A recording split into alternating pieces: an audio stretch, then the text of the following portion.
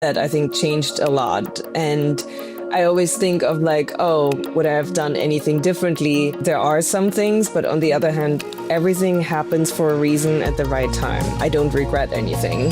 Starting a business and having a child, which is a question I get a lot from founders like, oh, when should I have a child? I'm like, there's never a good time to have a child. And when you're a founder, you just do it. Asking people for help, I think that is one of my superpowers. I'm not afraid to ask anyone. That's how I managed to have a great co-founder. 11 more years later, we're still, as women, funded at such a low percent. I think it's still less than 2% of VC money that is going to women. Hi, I'm Alice Hyman, the host of Sales Talk for CEOs. I have this podcast because I want to share the stories of female founders who are building incredible companies while juggling family, health, finding funding, and of course, revenue growth. It's so important to me to share these stories, and I really want you to help me. So here's what you've got to do. 70% of you who listen and love the show haven't subscribed yet. Help me amplify these voices by hitting the subscribe button. And of course, then you won't miss an episode. Thank you so much for being part of this journey. It means the world to me. Now let's get into the episode.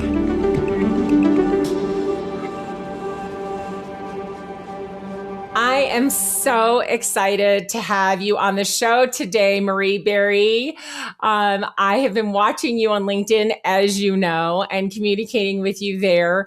And I'm so very excited about what YVO is doing because I learned myself about how important it is to stay strong as a female as we age. And I had started wearing a weighted vest, which we're going to talk more about in a minute. And I actually reversed my osteopenia. Wow, amazing. Yes. So thank you so much for being on the show and welcome. Yeah, thank you for inviting me. I love this topic and I love speaking with other powerhouses. So I feel honored to be here. Oh, thank you. So please tell the audience what you do currently with YVO, and then we're going to rewind and hear a little bit of your history and your journey. Yes. Okay, so YVO is my third company, but first time consumer and hardware and wellness. My previous businesses were marketing, B2B, software related. So there's a lot of firsts, but in general, like building a company and being a founder, I feel very differently doing it now after having, gained a lot of experience a couple of times.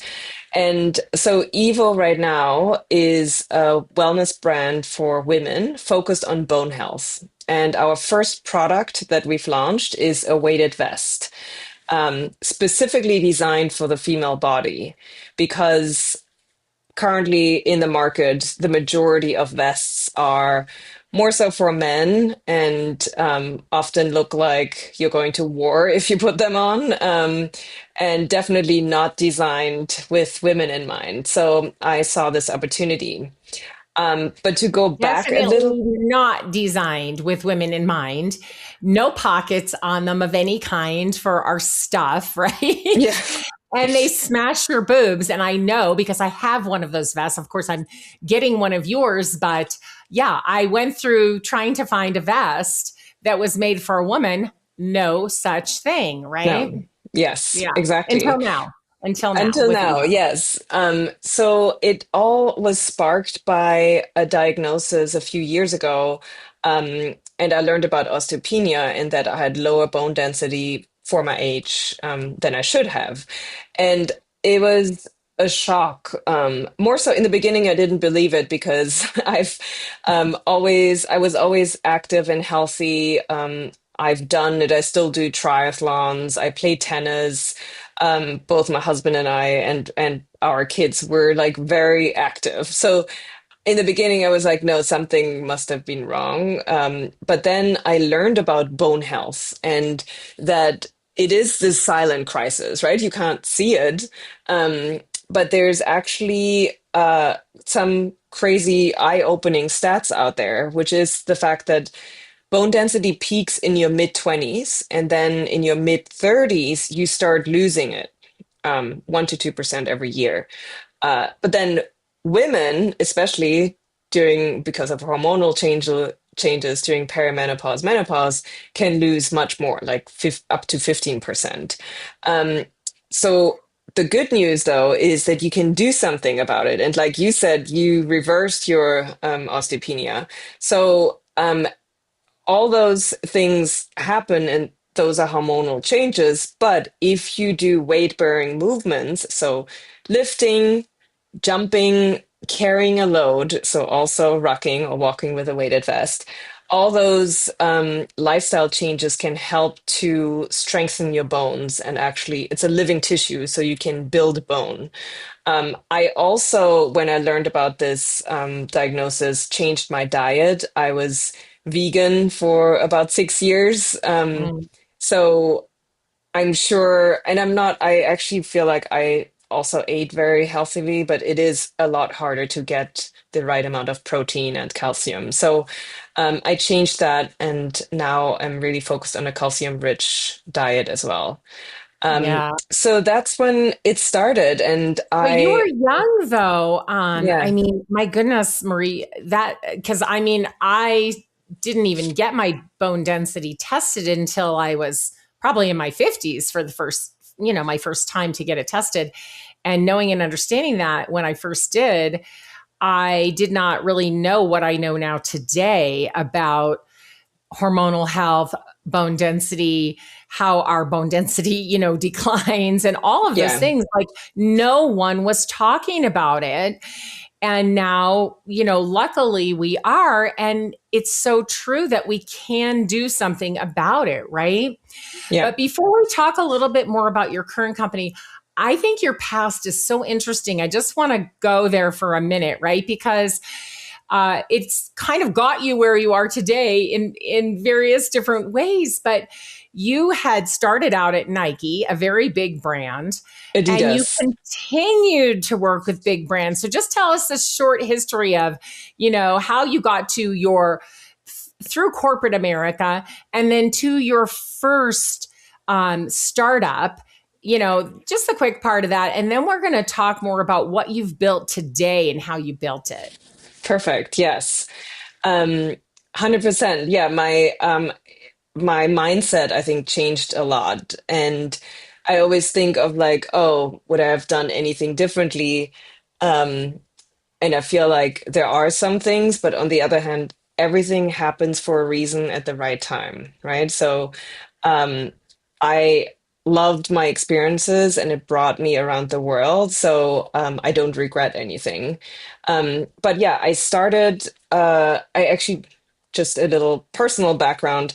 I'm originally from Bolivia, but I was adopted as a child. So I was a baby when my parents, who are Germans, adopted me from an orphanage in Bolivia. So I grew up in a small town in Germany, very protected, and I loved my childhood. I have two older brothers and one younger sister from my German parents. So I grew up in a family of six. We are four kids. I was the third and only adopted. My siblings look blonde, blue eyes, like very German. Um, and luckily, my parents always told me about my background. So I grew up with this feeling that at times it could be hard because I wasn't like everyone else, but I somehow learned to channel it into a superpower and the fact that I was unique. And that is really something that I attribute to my parents' way of raising me. So, and just thinking about also, how my life would have looked like if they hadn't adopted me. So uh, that is kind of, I think, a foundation that shaped me. And maybe also because of it, I was always interested in other cultures and countries. So I knew very early on that I wanted to have an international career. Um, but I was at that time more so focused on kind of the jet setting life of like a brand marketer. For me, studying business, that seemed like, I don't know, the epitome of a cosmopolitan life and working on cool brands. And so after I studied business in London, Madrid, and then I finished my master's studies in Paris, I started working at Adidas and loved it. I loved working on the brand. I learned a lot. And I always wanted to travel also for work and actually live in those countries versus doing an exchange. And through some just like serendipitous moments, I ended up in China and worked for Ford Motor Company and helped set up the brand and the marketing teams to support the brand launch in Asia. So I was headquartered in Shanghai. In the beginning, we were like three people around the table, and then we built this to like a team of 180 people in China, and then also we opened offices in India, Indonesia, Vietnam, Philippines, like all other markets Amazing. in Asia. Yeah, and it was really there that I feel like I got this startup bug because even though it was a huge brand, um, and it was more being an entrepreneur, but I was able to see how you can create something from zero, from nothing to, the launch of a big brand. Mm. And so I loved it. And additionally, China during that time was really, or Asia in general, like was really at a pivotal moment. In China it was a year after the Beijing Olympics and a year before the World Expo. So a lot of the large brands moved to Shanghai and opened their regional headquarters. And yeah, it was like one of the best times of my life because I was in my mid 20s and able to do that professionally, but also just living in this completely foreign country and culture. It was amazing. And And so then, you were young and single, no yeah, ties, but you were away from your family and you had, a big family, I'm sure very, loving, together family, and you were far away from them. How did that play into what you were doing? yeah. I have a very strong relationship to my parents, but I feel like I was always, even during my high school years, did like exchanges and then knew for my studies that I wanted to live abroad. So I don't know. For some reason, I always feel like, even though I'm not the best person, I'm not someone who's like calling every day. But in general, like I know when I'm home or when I'm with my family, everything is like it's always been. So we have, I think, that strong foundation. Otherwise, I'm a person that for years, I feel like my KPI or like my biggest KPI was joy and happiness and fun.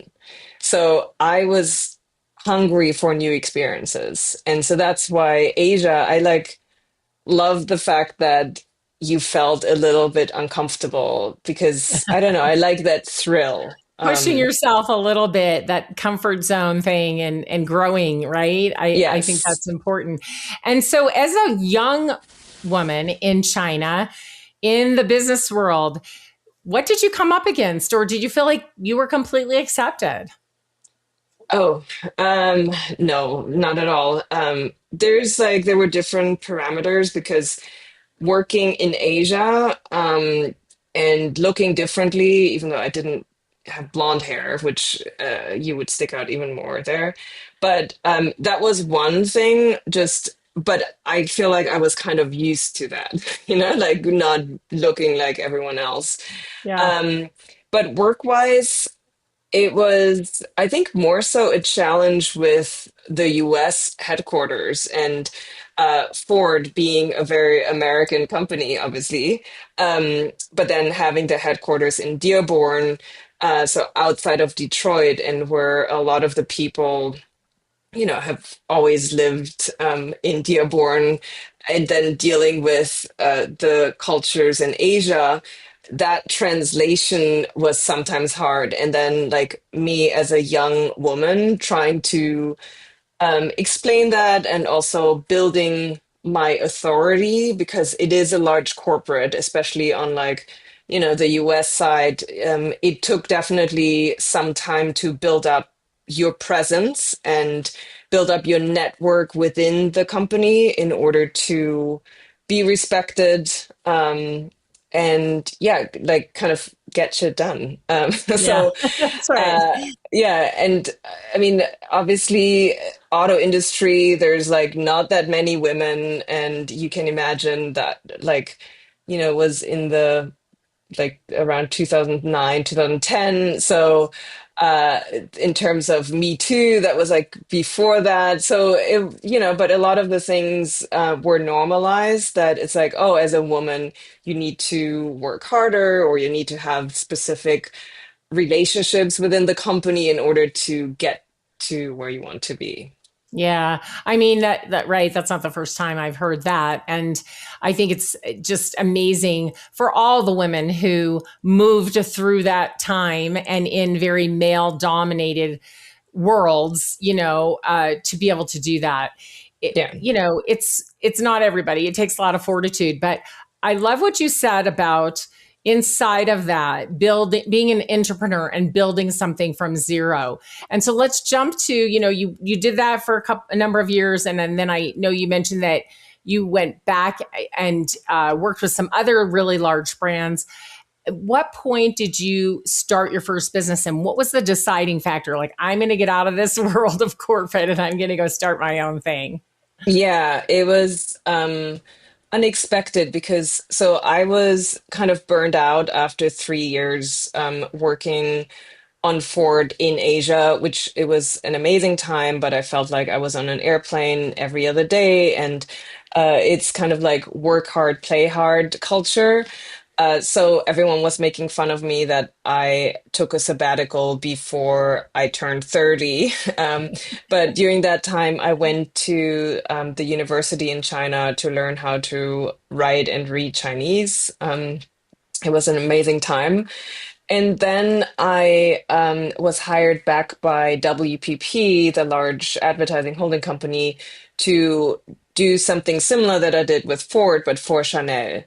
Um, and I thought during that time, wow, this is like my dream job because it's a brand that I love, an industry I love. I now speak Chinese. So I was like ready to get into it, but then realized that it wasn't at all for me. I still love the brand, and I think it would have been different if I had worked in Paris at the headquarters. But after the speed I was used to with Ford, I felt like I was handcuffed Mm, working on Chanel because it's a luxury brand, right? So there's a reason that like everything is controlled by Paris, and I think for a good reason, but then not for someone like me to work in a market who's like, trying to be fast. Because I noticed it almost felt like I had to ask, I don't know, like Karl Lagerfeld to get a Christmas card approved. Like it felt very archaic and slow. And so that first contract that I signed was only for a year, and I knew, okay, this is not for me. And during that time, I had formed some ideas of like some of my own ideas because I realized some of the marketing processes are broken. And yeah, that's when I came up with my idea of like building a marketing software to create tons of variants of one creative, which now sounds so trivial because of AI. You can do this very quickly.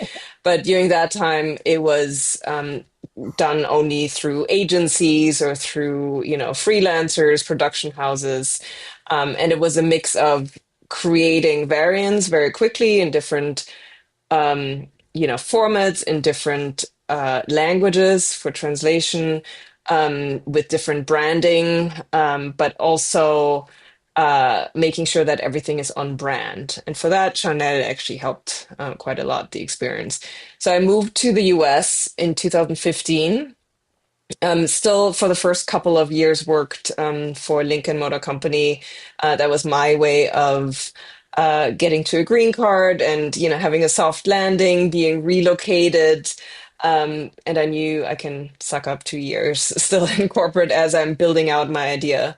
And then, yeah, I was a founder in New York and built that software business, which was a lot of fun, but also a lot of, yeah, first after Did you being, do that in an incubator, or were you in any kind of an entrepreneurial environment, or just on no, your own I, finding people to help you code, etc.? yes. So, yes, I think my startup school was my time in China. It was really my own hustle and like finding the right people. And like we said earlier, asking people for help. I think that is one of my superpowers. I'm not afraid to ask anyone nicely, but you can ask them. And so that's how I managed to have a great co-founder. He was kind of a unicorn on its own because he was a product designer early on at Airbnb and worked at Palantir. Um, is a self-taught coder as well. So um, we were a great team, and that's how we built the software. And we had some customers like Wilson Sporting Goods, Beats by Dre, Ford. And so it was a great time. And then fast forward, I sold the company, um, had to do my earnout, and during that time moved to Miami, um, and then joined a venture capital firm for a couple of years, which was my, let's say, sabbatical from founder life. I had my second child during that time as well. And yeah, it was like only a couple of years ago that I started thinking, okay, what's next? And I feel like my founder drive and my founder personality started to come out again. Um, but like from a rational mind, I thought again about software and something completely different. So the fact that now this company is hardware and consumer is very Yeah, unexpected, yeah, yeah. but so special because it feels very personal. Now, I know you have two children, and they're still pretty young. Where in this process were you married when you first moved to the U.S.? Where did that come into play in your first kid in terms of starting a business and having a child, which is a question I get a lot from Oh my God. founders like, oh, when should I have a child? I'm like, there's never a good time to have a child. And when you're a founder, you just do it. So tell us a little about your personal life. You met your husband, and what work were you doing then, and how did this, children come into play with starting a business and all of that? I mean, it was very chaotic. So we met in New York um, through a dinner, which was kind of a reunion of Shanghai people, and he just randomly was invited by someone. So he was the only person that I didn't know at that dinner. Um, and during that time, we both lived in New York. I had already started working on my new startup idea, but was still with WPP and Lincoln Motor Company. So that's where he like got to experience the full chaos of like, you know, having Starting a business on the side on the of doing a side, full-time job. yes. And I was still, I think my lifestyle was still kind of marked by my Shanghai lifestyle, which was like work hard, play hard. And I mean, New York, you just live the Oh same yeah. life. It's crazy late hours, but then still going out and meeting your friends for dinner and maybe working Yeah. afterwards, but then still going at like 5 a.m. to like a boxing or spinning class. So it's very intense. That's when we met. But then eventually I just switched and moved full time to building my startup. And he was very supportive, and at that time was the more stable person and had worked. He ran like the corporate VC arm for Viacom, so he was in New York, and yeah, like that's why it was like possible So for he me had a to. steady paycheck. He had a steady paycheck, yeah. So exactly. And then we had our first child, which I mean, bless him, he did a lot in that first phase, but obviously like pumping and like it's still different being the mom. And it was during a time where I was fundraising and even having my child. So I was in an investor dinner with one of my investors and Silicon Valley Bank, and that was 2 weeks before my due date. Everyone always said before, no, the like first kid always comes later. But then my contraction started before the dessert. I left early.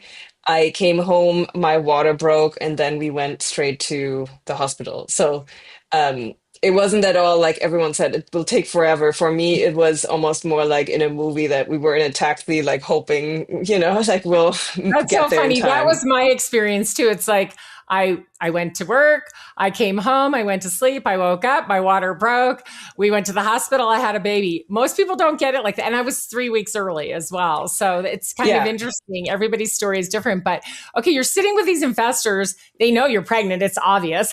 yeah, yeah. And you're like, I gotta go. I'm having contractions. Did they fund you anyway? Yeah, that was already those were Oh, existing okay, good, investors. good. Yeah. Yeah, because I But heard a very sad story last year about some investors who unfortunately were overheard saying, "Don't fund her; she's pregnant." oh my God, yeah, but I believe it. I mean, during that time, I carried small, like, so I was somewhat hiding it, because like everyone could see that I was pregnant, but I wasn't trying to like draw attention to it, let's say, Right.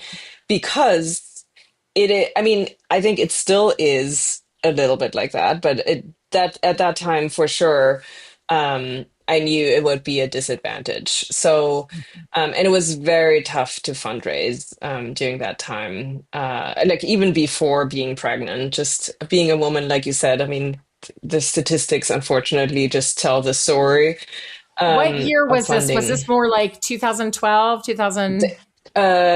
15. Yeah. 15. I was going to say Yeah. because yeah, just kind of in the story. So 2015, yeah. And it's still hard today, right? Yeah. I mean, 10 more, 11 more years later, we're still, as women, funded at such a low percent. I think it's still less than 2% of VC money that is going Yeah. to women. So it's true, right? So all right, but you did it. You had these funders. You had the baby. You're early in the business. Your husband is helping. You're in New York, Yeah. Yeah. and you're building this business. And you did finally exit that first Yes. business. Yes. Okay, where did the second child born still when you were in this first business, or was it the second one? No, yeah, yeah. So then when we moved to Miami and during that transition time when I after my owner joined the venture capital firm, that's when I had my second child. So she's a true Miami baby, and was born in 21. So, Okay. yeah, a little later, and it was very different because I wasn't building, I was on the investor side. And also the change from New York to Miami, my Miami. lifestyle was Yeah. very different. After COVID, I felt like everyone's lifestyle was different. So, um, it was much more relaxed. I feel like that a second time around. So yeah, that was great. And then now they are 4 and 6, and I feel like I'm just coming out of the crazy, like small kid phase. But it's still, I mean, it's still a beautiful chaos, let's say. Absolutely. So your second business was a software business as well. And how did you end up exiting that, funding that and exiting that? Yeah, no, actually, so the first business that I did was almost like that was like a digital agency. It was like a means to an end. Like I knew that I wanted to build the software and needed some money to fund the software development. So it was very clear that like I could pitch clients, like that was really my like agency background. So, and that company we sold to an agency in India, like that wanted to have more exposure in the US. Yeah. Yeah. And so you started building the software. And how hmm long did you have that company? around 6 years. Yeah. So uh, it was an amazing time, but also, I mean, all the ups and downs. And we had like, I had engineers in Argentina. So we had already like looked into Miami previously. And because we had one of our customers that was like a distributor from South America. So it's kind of funny how we then really ended up in Miami because my husband was for the longest time against Miami, and now he wouldn't leave it because he was like, that's not like a serious city to do business. But I'm so happy that, yeah, due to COVID, I feel like we moved here. Yeah. Okay. So you built that business and exited, and hopefully hmm that was a very lovely exit. It was a And good then personal exit. Yeah. Not like that FU money, but like it was a yeah, good personal exit. And then I joined the venture capital firm. So I was the CMO there for a couple of years where I helped on the one hand the VC firm that was in headquartered in Madrid, but they had also an office here because I did a lot of investments in South America, and partly helped them with positioning and partly with marketing and branding advice for their portfolio companies. They roughly have like 140 companies, and I'm still an advisor in that this VC fund.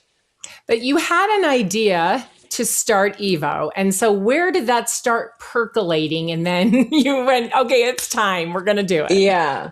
So with Evo, it started really because of that osteopenia diagnosis from this health scare that I realized, okay, there's not many solutions around bone health that don't feel medical because when you're diagnosed with osteopenia, osteoporosis, or just want to learn about bone health, most of the solutions start with osteo, right? Like it's really more medical, not sexy or beautiful. And so for me, like I just wanted to make sure that there are products out there that still feel feminine and beautiful. And that's when I started walking with a weighted vest as one of the solutions to strengthen my bones, and tried out all of the vests and didn't like any.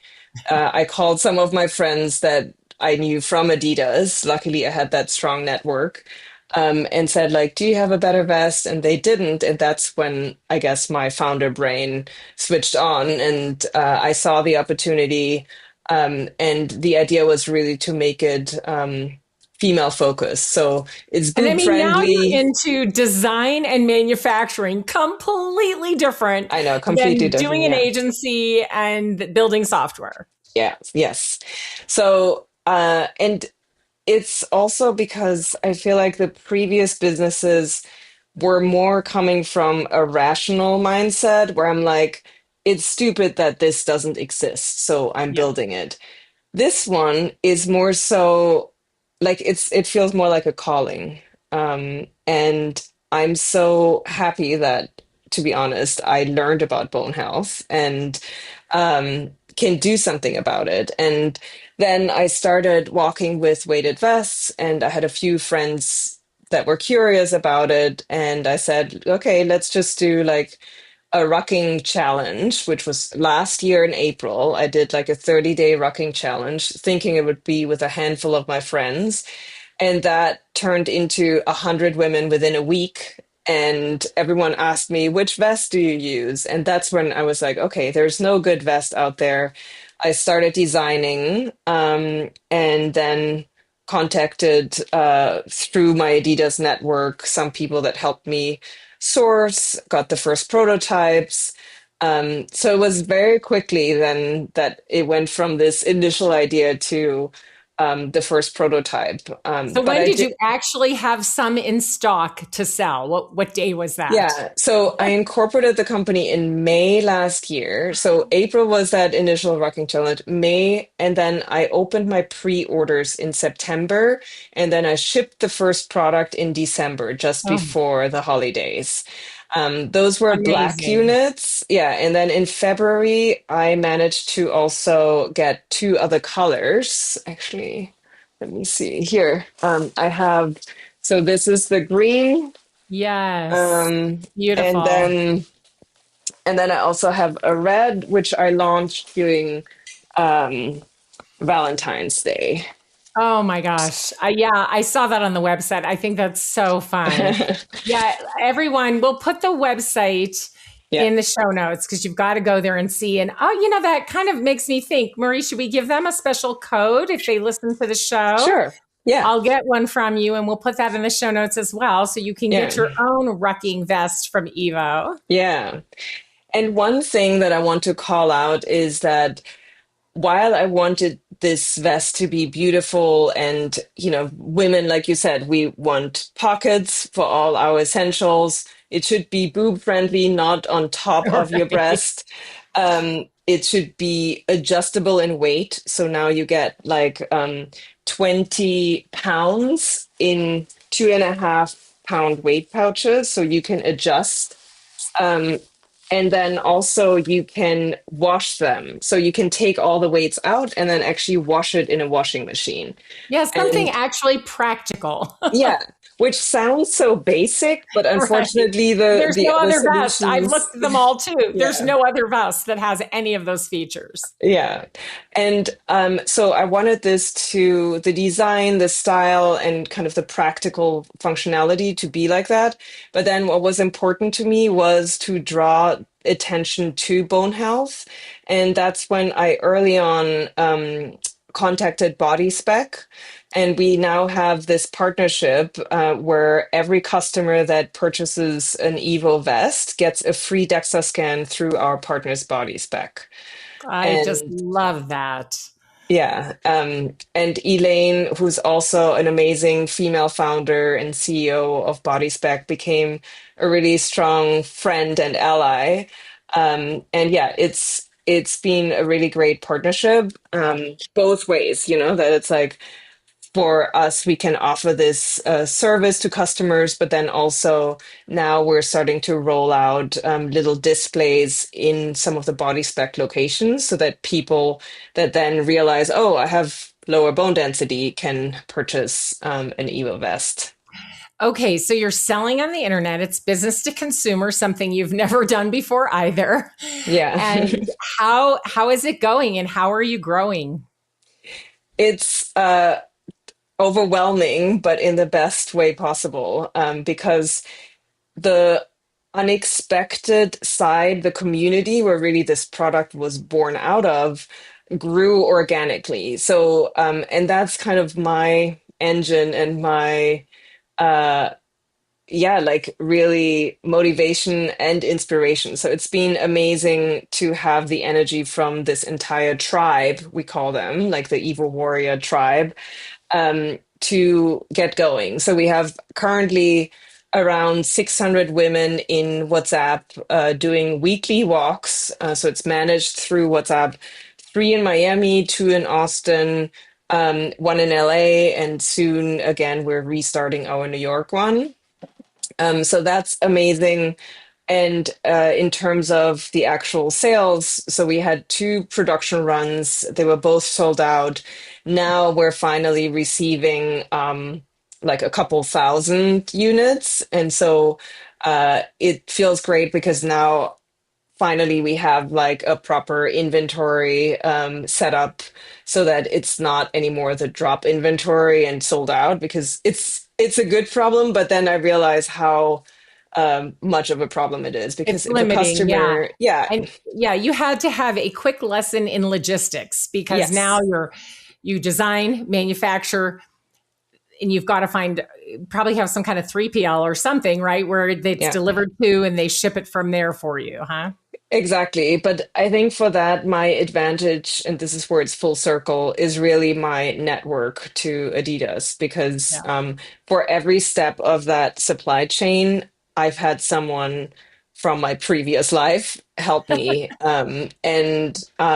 Yeah, like now we are still like looking at everything to optimize because there's obviously like tariffs and, increased oil prices. Like all those things that also affect the business. But I kind of like those challenges. It's at the moment, at least, still exciting because it's new. And then for the other side, like the marketing and partnership side, I'm more used to that and very familiar with it. And I love that side. So we Yeah.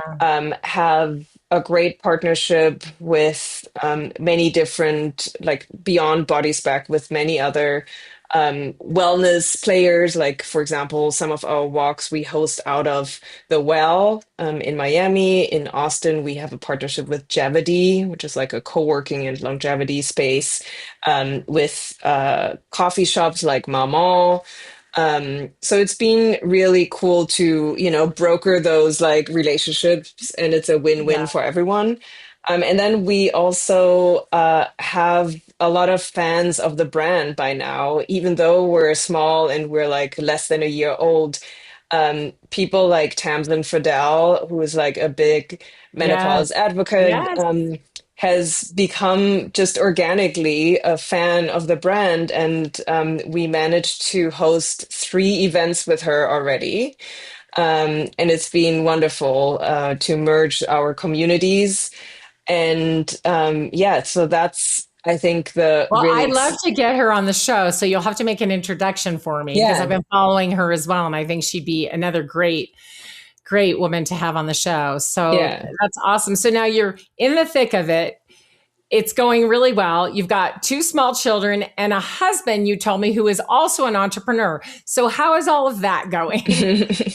Yes, the chaos continues, but it's definitely still different because we're in a different life stage. Also financially, it's different. We both had like corporate careers and have a different lifestyle in Miami. Um, the 2 kids, I mean, they don't even know the kind of life they live here in paradise. So we're privileged and very fortunate about that. But both of us have this drive to create something and build our own life, our own lifestyle, and do something that we love every day. And that for that, we're okay to work hard every day. Or your family's in Germany, but so probably not. But do you have, do you hire some help? Because I think a lot of women have trouble asking for help. So I think this is important to see how someone like you is doing this, because I know you can't do it completely on your own. Yeah, definitely. I mean, yes, my family is in Germany. And my in-laws live actually close by. They moved from New York to Fort Lauderdale. But we were talking earlier about separately, we were talking about aging parents. So we've also, supported them. And yeah, like definitely, I feel like we're in this sandwich generation where we're looking after young kids and also after aging parents.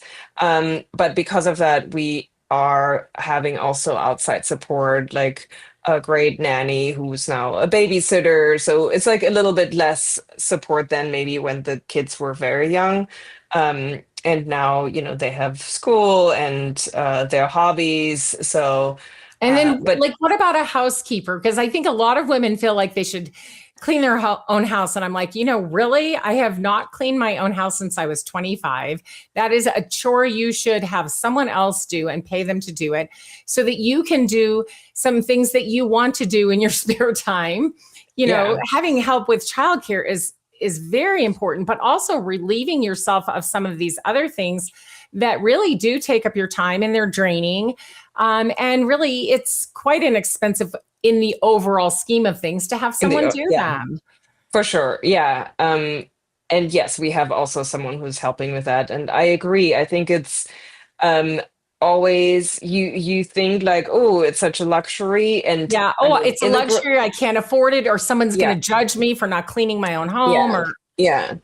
Um, I do think that there's a way to, yeah, manage it and, look at how often do I go outside and, or how often do I go out for dinners? Like, there's many ways to kind of offset it. So, 100%, I think, yeah, it's important to ask for help and manage. Otherwise, yeah, you need to stay sane if you're building a company. So, a 100%. workout routine, there's Yeah, some non-negotiables that, yeah, need to be in place. absolutely. Well, we are at the end of our time, but I just quickly want to ask what's next at Evo? What's coming next? If you can give us a peek of it or not, I don't know. And then I have one more question after that. Yeah. So what's next? I'm 100% focused on Evo right now. But like I mentioned, the company is a wellness brand focused on bone health. So I'm not going to share what type of products, but I am thinking about other products that are all around bone health, that we can launch, digital and physical. Wonderful, wonderful. I love to hear that. I can't wait to see what's coming next. And then, lastly, just some words from the wise. You've given us a lot of good ideas, but what are some things maybe you wish you would have done differently? And then, what words do you want to leave for other female founders that are listening? Any hope or any, ideas, something you'd like to share with them? The key thing is for any founder to be delusional and stay delusional. It's not possible otherwise. So I think it's really about like finding out who you are. There's an amazing quote which I often mention by Dolly Parton, which is find out who you are and do it on purpose. And I think that's one thing that if there was a regret, it is maybe like not listening to my inner voice earlier, because there was a lot of outside noise and hustle and just like being in those different countries, all super exciting. But I feel like I didn't have a lot of moments where I could really listen to what I really wanted. Mm. And that's one thing that I would probably say, yeah, try to find those moments where you can reflect better, listen to your inner voice, and then double down. Um, yeah, I leave it at that. Well, very good. And lastly, how can people find you? Yeah, you can reach out on LinkedIn, Marie-Barry. We also are on Instagram. My personal IG handle is MarieBarry008. And then the company one is Evo Warrior, YVO Warrior. YVO Warrior. We will put that in the show notes as well. Thank you so much for taking time to come on the show with me today. I loved hearing your story. I know our listeners did too. And thank you for sharing so openly. Yeah, thank you. If you enjoyed the show, please like and subscribe, and we'll see you next week.